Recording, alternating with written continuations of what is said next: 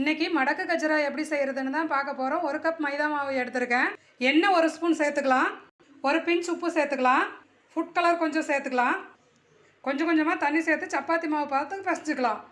நல்லா பிசைஞ்சு எடுத்தாச்சு. இது ஒரு 10 நிமிஷம் இருக்கட்டும். நம்ம சுகர் சிரப் ரெடி பண்ணிக்கலாம்.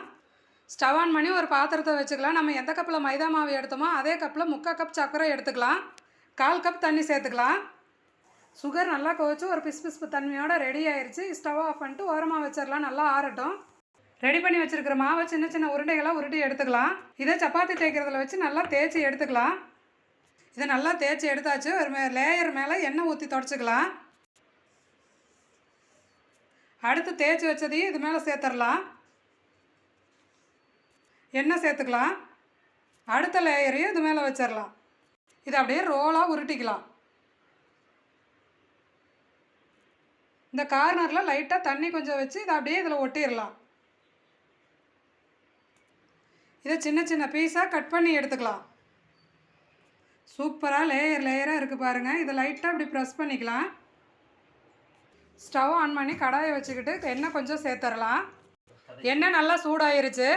எண்ணெய் சூடானது இதை ஒன்றா எண்ணெயில் சேர்த்துடலாம். இது சிம்மிலேயே நல்லா பொறுமையாக வேகணும். இதை நல்லா திருப்பி விட்டுக்கலாம். இது நல்லா வெந்துருச்சு. இப்போ இதை எடுத்துக்கலாம்.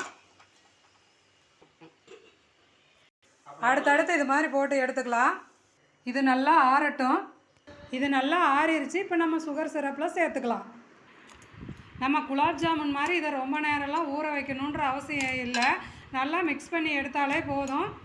இப்போ இதை நம்ம எடுத்துடலாம். அடுத்தடுத்து நம்ம எல்லாத்தையும் இது மாதிரி சுகர் சிரப்பில் போட்டு மிக்ஸ் பண்ணி எடுத்துக்கலாம். அவ்வளோதாங்க, சூப்பரான மடக்கு கஜ்ஜரா ரெடி ஆயிடுச்சு. நீங்களும் இது மாதிரி ட்ரை பண்ணி பாருங்கள். இது உங்களுக்கு ஃபுட் கலர் சேர்க்க விருப்பம் இல்லை அப்படின்னா மஞ்சள் தூள் கூட கொஞ்சம் சேர்த்து கலந்துக்கலாங்க. டேஸ்ட்டும் சூப்பராக இருக்கும். பாருங்கள் எவ்வளோ அழகாக இருக்குன்னு, எவ்வளோ ஜூஸியாக ரெடி ஆகிருக்குன்னு பாருங்கள். நீங்களும் இது மாதிரி ஒன்ஸ் ட்ரை பண்ணி பாருங்கள். டேஸ்ட்டு சூப்பராக இருக்கும். இப்போ தான் நம்ம சேனலை ஃபஸ்ட் டைம் பார்க்குறீங்க அப்படின்னா மறக்காமல் சப்ஸ்கிரைப் பண்ணிடுங்க. ஸ்க்ரீனில் தெரிகிற பெல் ஐக்கானை மறக்காமல் கிளிக் பண்ணிடுங்க.